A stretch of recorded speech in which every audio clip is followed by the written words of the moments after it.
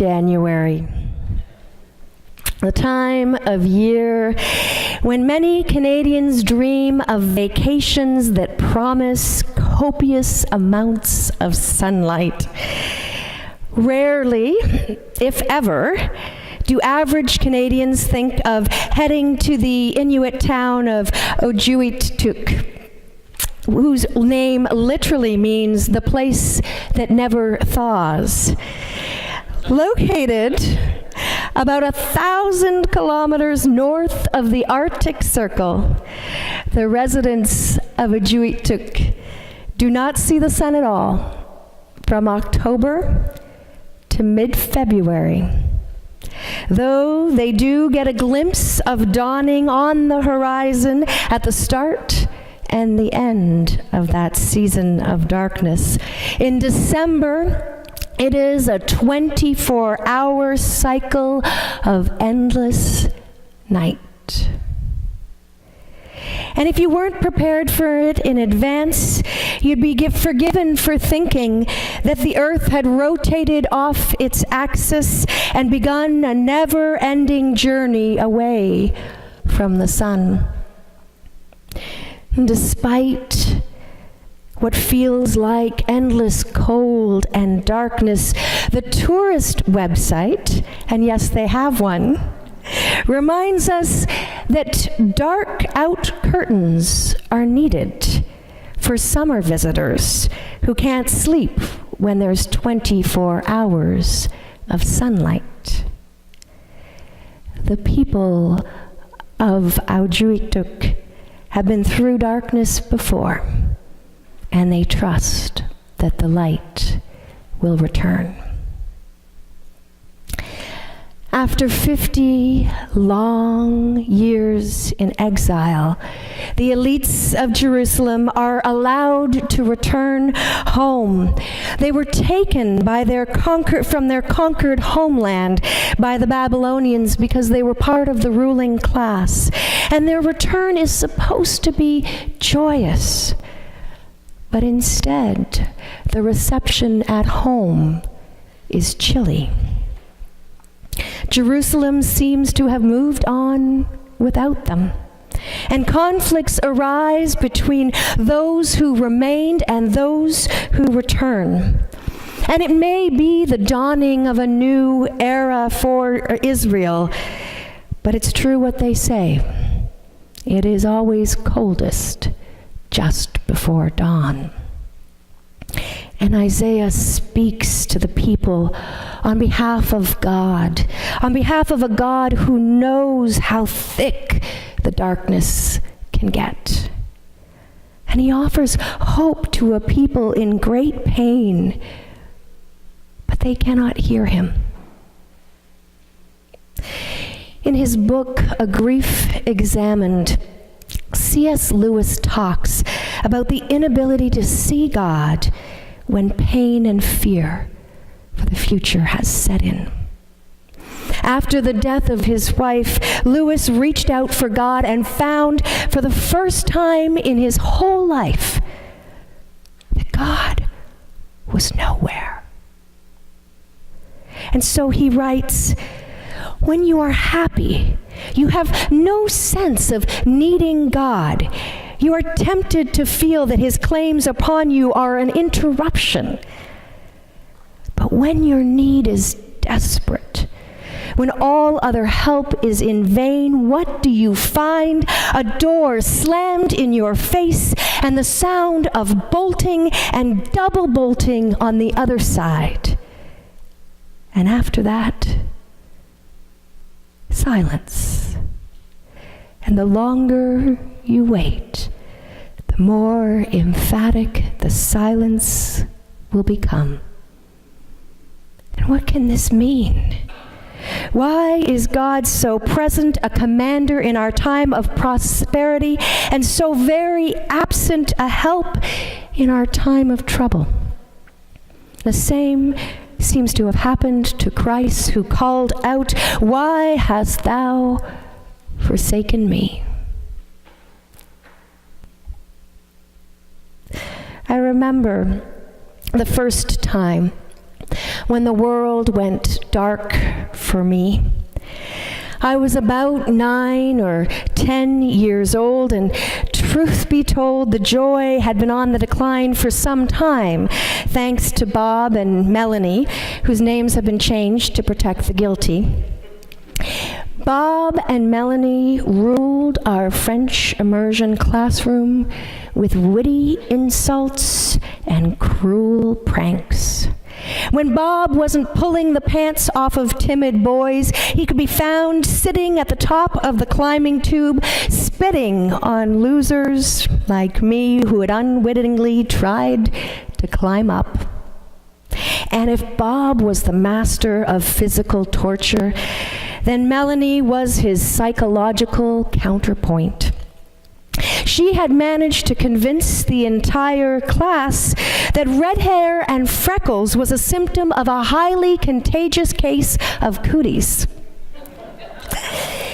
And by grade 6, we children were growing a little too sophisticated to believe in cooties, so she rebranded me Fidget Babble, a name that ended up gracing the cover of the yearbook with a cartoon picture of me twitching and talking to myself. Now, of course, not all the children were cruel. And I had some friends who, like me, kept to the edges of the playground so as not to draw attention to ourselves. And one time, the prettiest girl in school even took pity on me, and she said, "Don't worry, Alexa, it's the ugly duckling who became a swan." Surprisingly, I wasn't offended by her characterization of me. I believed I was the ugly duckling. And instead, I took great comfort in the possibility that perhaps I was a swan accidentally born among ducklings. No wonder I didn't fit in. And in the summertime, things were different. If the schoolyard was the haven for ducklings, then summer camp must be where all the swans congregated. For every summer, for 3 years, I went to Camp Wabanaki on the shores of Lake Vernon, where the children didn't seem to know that freckled redheads carried cooties. And for years, camp was my safe place, until it very much wasn't. And I don't know exactly what happened. I suppose the years of bullying had eroded my self-confidence until I no longer believed that children would like me. But what it felt like at the time was like the stench of being a loser had gotten so strong that finally even the swans at summer camp could smell it on me. And that summer, the experience was miserable. No one wanted me in their group. I couldn't find a soul to hang out with. And at night, I lay awake wondering who had let all the ducklings into camp. And one night, after hours of lying awake, I decided to make a trip to the outhouse.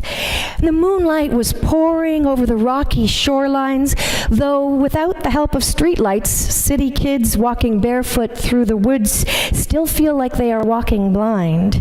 And just as I rounded the back of the cabin, my toes sunk deep into something squishy and moist.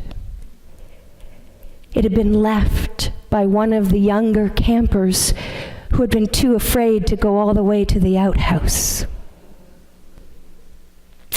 And my spirits sank in mortified shame. Of course, this would happen to me. And I lay awake for the rest of the night, certain that it was just a matter of time before the others found out what happened.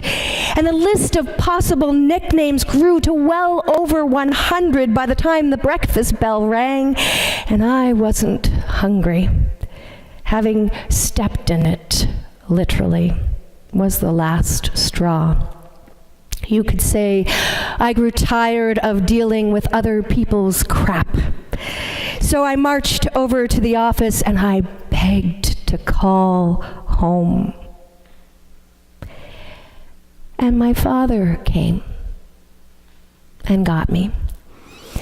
And he took me to a nearby lookout. High in the hills over the town of Huntsville, this lookout was, but I saw nothing that day except my own pain.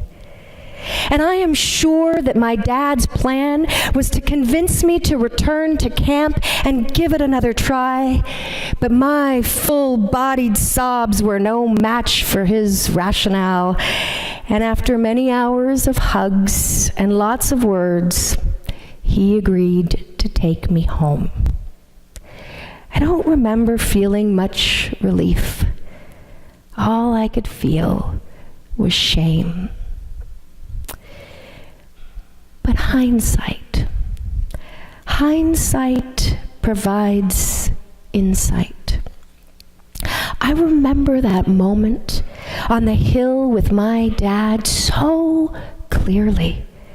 The trees were this rich green waving in the summer breeze, and wispy white clouds looked like cotton candy moving gently across the blue sky, and the lake below sparkled like a million jewels.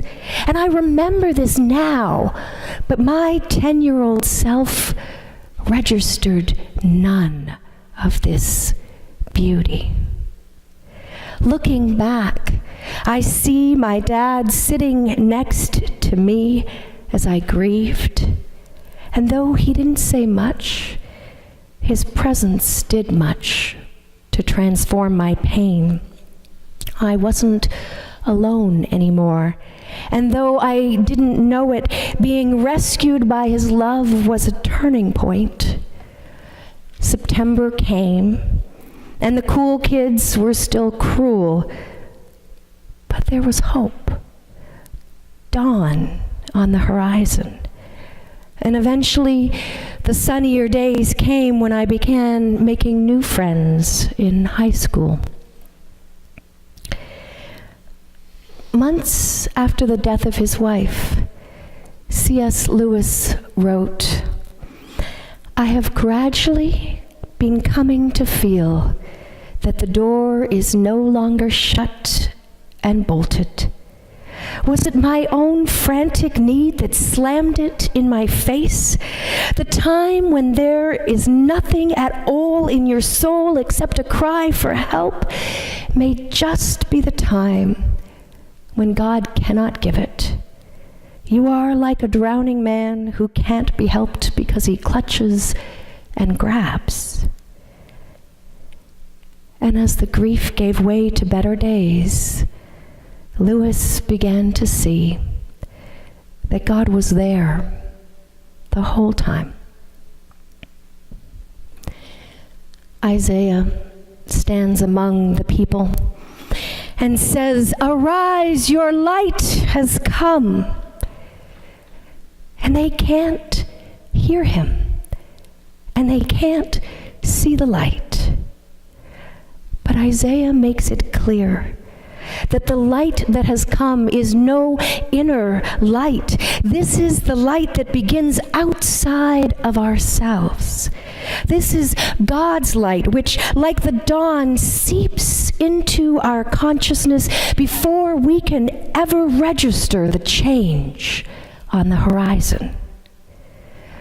While we are still living in the pre-dawn cold, God is standing at the skyline with the promise of tomorrow's joy. I don't know why we feel so alone in the midst of trauma and suffering and pain, and why it is only in hindsight that we notice God's rescue team was there all along, composed of ordinary mortals made radiant by God's light. There are the prophets who call to us to lift our heads, the ones whose love feels like a rescue, and the guides who have walked the night before and whisper, "Don't worry, I'll be right here with you." It's January, and the people of Aujuittuq have cycled through the season so many times that they know how to trust in the light's return. It's January. The season of Epiphany is upon us, and we are learning to trust in the ever-present light of God. Amen.